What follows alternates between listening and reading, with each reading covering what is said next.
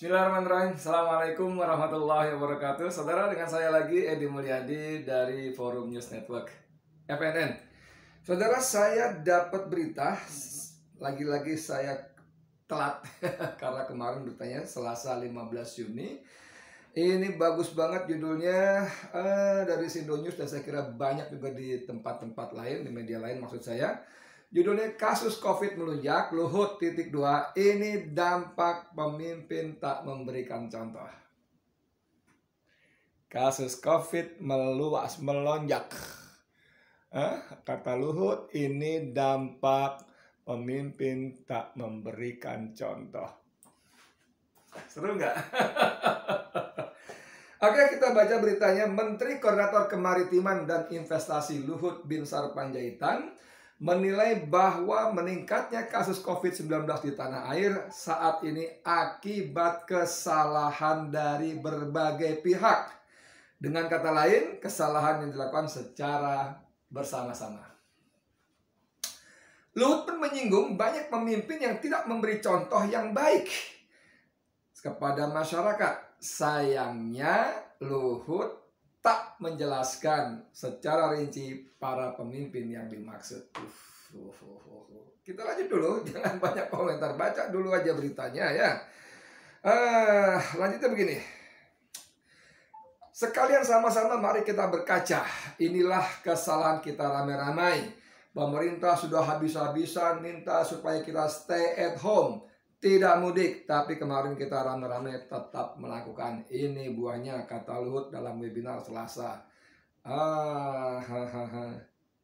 Ia meminta kepada semua pihak untuk melakukan evaluasi dan merenung kondisi yang terjadi saat ini. Sebab, kata Luhut, tanpa disadari kesalahan yang dibuat secara bersama-sama itu telah menimbulkan korban. Semua kita harus melakukan perenungan. Kalau kita sebagai pemimpin tidak memberikan contoh yang baik, kalau kita sebagai pemimpin tidak memberikan contoh baik, dampaknya seperti sekarang. Banyak korban yang tanpa kita sendiri langsung atau tidak langsung akibat kita sendiri. Saudara, ini menarik sekali. Ucapan Luhut ini saya kira bisa kita terjemahkan dalam banyak perspektif. Kalau kita perspektif kita lugu-lugu saja, iya benar, memang harusnya begitu. Pemimpin itu harus memberikan contoh.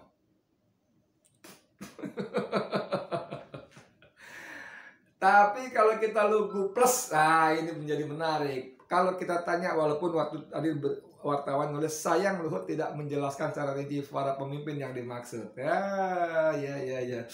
Dia bicara soal kerumunan tentu saja ya dimaksudnya. Kita tentu belum lupa betul dan sangat mudah menelusuri rekam jejak digital bagaimana pemimpin tertinggi negeri ini, Yang Mulia Paduka Joko Widodo, Presiden Republik Indonesia, berkali-kali membuat kerumunan, berkali-kali ya, menimbulkan kerumunan dari mulai yang dia di mana, di NTT ya, di Maumere, mobilnya diserbu gitu oleh warga. Lalu dia keluar dari atap mobilnya, dilempar-lempar, tiung souvenir.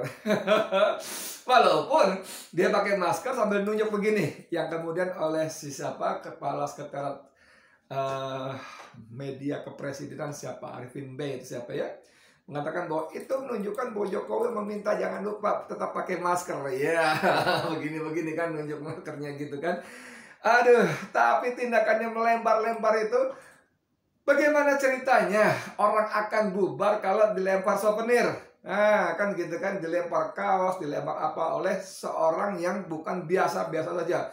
Orang yang sesuatu banget, yang punya jabatan sebagai Presiden Republik Indonesia. Dia nggak melempar-lempar aja rakyat datang berkerumun, apalagi melempar-lempar. Tapi kan istana mengatakan Presiden tetap mengingatkan pentingnya protokol kesehatan dan sebagainya. Padahal kalau kita melihat fakta peristiwa kejadiannya, dengan dilempar-lempar itu orang datang, orang memperebutkan, Orang rebutan bos, rebutan tanpa ada benda yang dilempar oleh presiden saja. Orang rebutan datang melihat, bernyentuh tangan untuk apa ya, cium tangan atau minimal menyentuh tangan atau melihat lebih dekat lah minimal begitu kan. Ini dilempar-lempar, tiung, tiung, tiung. Dan ini adalah contoh yang sangat buruk. Inilah contoh yang sangat buruk bagaimana pemerintah menetapkan peraturan dilarang berkerumun, menjaga jarak. Tapi dengan mata sangat telanjang, kasat mata, nyata dan fakta, inilah contoh yang sangat buruk. Dan apa yang terjadi? Tidak ada tindakan secuil pun kepada Joko Widodo. Dan itu diulang lagi ketika NTT diterjang banjir bandang, Jokowi dadang. Manusia berkumpul jauh lebih banyak, berderet di kanan kiri jalan yang cuma segini, nggak luas lah gitu. Dan ketika Jokowi jalan, ada anak muda, lanjutkan 3 periode, berteriak begitu. Jokowi berhenti dan melepas jaketnya, diserahkan kepada anak muda ini.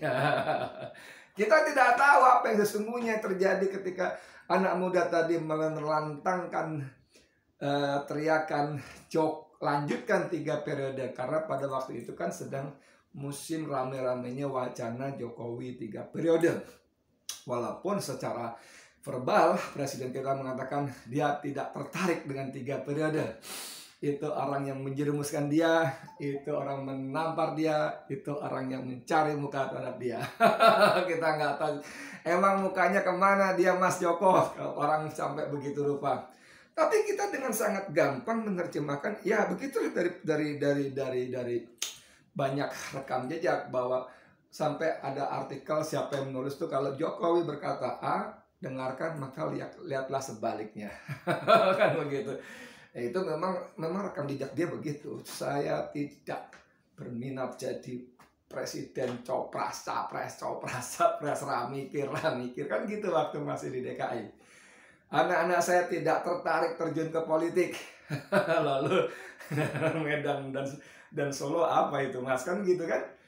Kalau saya nanti jadi presiden, saya stop impor gula, impor daging, impor buah. Itu tidak perlu, kita punya dan banyak. Kalau saya nanti jadi presiden, saya akan stop utang. Ingat dulu kembali viral videonya Ustadz Yusuf Mansur. Siapapun yang jadi presidennya, katanya dalam ceramah yang viral itu kan, selama potongan pendeknya, kalau dia bikin utang kita musuhin. Jadi kembali ke soal prokes ini saudara, tentang kerumunan ini, apa yang terjadi sesungguhnya? Apakah Menko Maritim Luhut Binsar Panjaitan sedang menyindir pemimpinnya? Ini menarik. Pimpinannya, karena kalimatnya pemimpin tidak memberikan contoh yang baik. Dan ini soal ini kita harus ini loh. Kita harus berikan apresiasi loh soal ini loh, soal kerumunan ya. Dalam konteks pemimpin yang memberi perintah contoh yang baik, ini Luhut boleh loh. Boleh, kita boleh tidak suka pada Luhut dalam banyak hal, bukan beberapa hal, banyak hal ya, nanti ada kita singgung sebentar sedikit. Tapi dalam soal pemimpin yang memberikan contoh soal kerumunan, dia boleh. Sebagai pembantu utama presiden, Menko Maritim Menteri Koordinator Maritim dan Investasi, gitu kan, kemaritiman dan investasi. Luhut, coba Anda buka rekam jejaknya, Anda buka tayangan, Anda buka googling segala macam. Saya nggak ketemu Luhut ikut mendampingi presiden ketika berkunjung ke publik di NTT, di Memere, kemudian yang kemarin di waktu musibah itu di apa namanya, di apa sih nama itu, di kampung Lamanele yang dia membagikan jaketnya kepada anak muda itu, jaket merahnya. Luhut tidak ada, bos, tidak ada. Kemudian ketika Jokowi datang ke pesta pernikahan Aurel dan Atta Halilintar pun dia tidak ada. Apa dia tidak diundang atau tidak tahu? Tapi pejabat-pejabat presiden yang lainnya ada. Menteri Pertahanan Prabowo Subianto hadir saudara. Jadi dalam soal kerumunan, oke, Luhut memberikan contoh yang baik. Dia tidak pernah datang ke sebuah kerumunan. Mungkin saya salah, mungkin saya kelewat. Mohon maaf kalau saya kelewat. Tapi setelah saya telusuri belum ketemu. Sorry kalau ada ya. Sorry kalau ada. Tapi belum ketemu. Dan dia gimana? Jadi apakah Luhut sedang menyindir bosnya atau bahkan sedang memarahi bosnya? Kalimatnya kan menarik sekali. Ini karena dia bilang ya, Luhut menyinggung banyak pemimpin yang tidak memberikan contoh yang baik kepada masyarakat. Pemimpin kan bisa siapa saja, dari mulai tingkat kepala desa sampai kecamatan, bupati, wali kota. Anda masih ingat bagaimana Gubernur Khofifah Indra Parawansa menggelar pesta ulang tahun dia dan wakil gubernur di rumah dinas? Walaupun kemudian sekdanya mengatakan itu murni inisiatif saya, Ibu Khofifah tidak minta. Iya silakan aja, tapi kan dia bisa bilang no, tidak, jangan, gitu bisa. Bisa dong, kenapa enggak? Apalagi itu di rumah dinas, bos. Rumah dinas itu dibiayai oleh APBD, bos. Uang rakyat, bos. Oh enggak, itu cateringnya dari ini. Ya monggo sekali, monggo silakan. Tapi rumah dinas, bos. Melekat yang namanya listriknya, perawatan, segala macam itu APBD. Lalu itu spontan bagaimana orang ngundang Katon Bagaskara? Emang Katon Bagaskara itu kelompok pengamen yang ngedorong gerobak itu masuk keluar kampung, tanding gitu. Ada Katon mampir sini, pentas ini kan enggak, bos. Itu kan janjian jauh-jauh hari begitu. Mas Katon bisa nggak ngisi acara di ulang tahun gubernur di rumah dinas gubernur? Oh sebentar saya cek jadwalnya, kan begitu kan harusnya kan. Nggak mungkin Katon itu seperti pengamen yang bawa gerobak gitu loh, pengamen kampung gitu yang nyanyi dangdut gitu.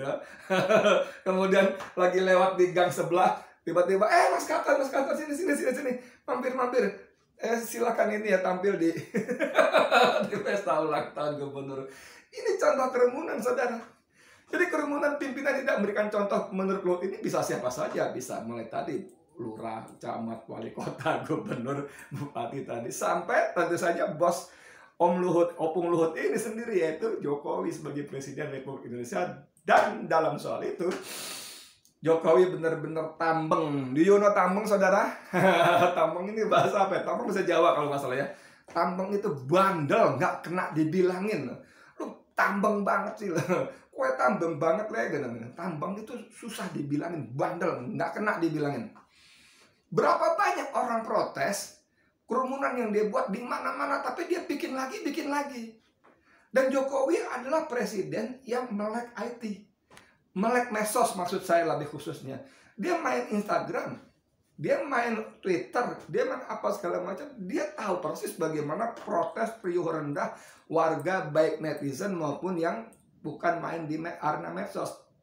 Protes dan dia tetap tambeng. Bikin lagi. Lalu tinggal para buzzernya, para punggawa balakurawa istananya sibuk memberikan klarifikasi, memberikan justifikasi, memberikan kebenaran sebagainya. Doni Galhar itu orang staf KSP itu tidak terhindari. Ya kalau sama-sama tidak terhindari kan Pak Habib Rizik juga tidak terhindari. Bahkan kalau mau diurut yang salah banget ya namanya siapa? Mahfud MD. Silakan pulang nggak apa-apa. Polisi tolong jangan berlebihan, proporsional dan profesional saja, kan begitu. Ketika menjelang kedatangan Habib di Bandara Soekarno-Hatta, Cengkareng, bukan Cengkareng ya sekarang, Banten, Tangerang, Banten kan begitu. Nah, ini menarik sekali. Apa yang terjadi? Apakah ini isyarat? Ini agak jauh nih kalau ngomong soal ini. Apakah ini isyarat bahwa ada sesuatu di istana, di lingkungan kekuasaan? Kita tahu lewat bisik-bisik, lewat gosip, lewat rumor betapa powerfulnya seorang Luhut Binsar Panjaitan, ya kan? Betapa dia sering didengar nasihat-nasihatnya, bahkan dipatuhi oleh Joko Widodo. Ini gosip, bos. Yang saya bilang gosip, rumor. Saya tidak punya akses langsung ke telinga dan mata saya ke tembok-tembok istana dan kekuasaan. Tapi begitu yang kita dengar, kanan, kiri, atas, bawah, depan, belakang, kan seperti itu. Tiba-tiba Luhut secara terbuka, ini karena pemimpin tidak memberikan contoh yang baik. Wis, maksudnya apa? Opung maksudnya apa? Tapi kembali ke soal ini tadi, dia juga mengatakan bahwa pemerintah mati-matian mencegah, stay at home, jangan pergi mudik. Nah ini menarik sekali, tapi kemudian pagar pergi mudik. Nah sampai di sini Luhut kayaknya kebobolan ya. Dia menjadi semacam polisi yang galak terhadap warganya yang mudik, tapi pada saat yang sama dia sibuk menggelar karpet merah kepada investor khususnya TKA dari Cina yang terus datang bergelombang. Lewat Lion Air, maskapai penerbangan milik Rusdi Kirana. Rusdi ini pernah menjadi one team press kalau nggak salah ya. Saya sebetulnya kenal lumayan dekat awal-awal dulu ketika Lion pertama kali terbang, awal-awal terbang. Waktu itu saya masih di media, masih jadi redaktur sebuah media, sering kontak dengan direksi termasuk dia, direktur utamanya, sering cukup kenal dan orangnya lumayan baik sebetulnya sebagai pengusaha kepada wartawan, lumayan baik, ramah, bercanda dan sebagainya. Nah, Lion Air ini satu maskapai yang paling banyak mengangkut TKA, penumpang dari Cina. Dan berita kemarin menjelang Lebaran juga ada pernah pesawat dari Wuhan, saudara, Wuhan, Cina, tempat awal bersumber merebaknya virus ini. Dan Luhut begitu keras, tegas memerintahkan aparatnya segala macam di luar jangkauan birokrasinya, tupoksinya dia bisa, kita dengarlah dia bisa seperti apa. Wah, bisa disebut salah satu manusia paling sakti di Indonesia kan gitu kan. Tapi kepada TKA Cina dia berikan karpet merah. Mereka orang penting, mereka expert karena tenaga kerja Indonesia tidak punya pendidikan yang memadai, matematikanya buruk dan sebagainya. Itu ucapan-ucapan Luhut yang bisa Anda buka, Anda googling, Anda searching, dan betapa meremehkan, merendahkan martabat dan kehormatan warga negara Indonesia, khususnya di daerah sekitar proyek-proyek perusahaan-perusahaan milik RRC itu. Jadi ketika dia mengatakan bahwa pemimpin tidak bisa memberi contoh, bukan sebetulnya tembakan bukan cuma kepada Jokowi, tapi kepada diri sendiri. Memang dalam konteks kerumunan dia bisa disebut memberi contoh, tapi dalam kebijakan dia justru menyebabkan kerumunan yang dahsyat sekali. Aduh, kita membacanya bagaimana? Tapi sudahlah, makanya intinya kerumunan itu hanya berlaku. Aturan, larangan, segala macam kerumunan itu, prokes itu hanya berlaku untuk seberang, untuk para posan, khususnya Habib Rizik. Anda tahu karena prokes ini dia ditangkap, dia ditahan, dia diperiksa, dia disidang, dia divonis penjara. Anda tahu karena kerumunan ini anak-anaknya diganggu, sekolah pondok pesantrennya diganggu, organisasinya FPI dibubarkan, laskar pengawalnya dibunuh, sekolah anaknya diganggu, rekening keluarga, kerabat, dan orang terkait semua diblokir gara-gara prokes. Dasar nggak saudara? Yang menurut jaksa bukan pelanggaran prokes tapi kejahatan prokes, dan disambut dengan sangat cerdik oleh Refli Harun. Kalau gitu majelis hakim harus memeriksa dan mengadili semua orang, banyak sekali orang yang melakukan kejahatan prokes, termasuk Joko Widodo. Dari saya, Edi Mulyadi untuk FTN. Assalamualaikum warahmatullahi wabarakatuh.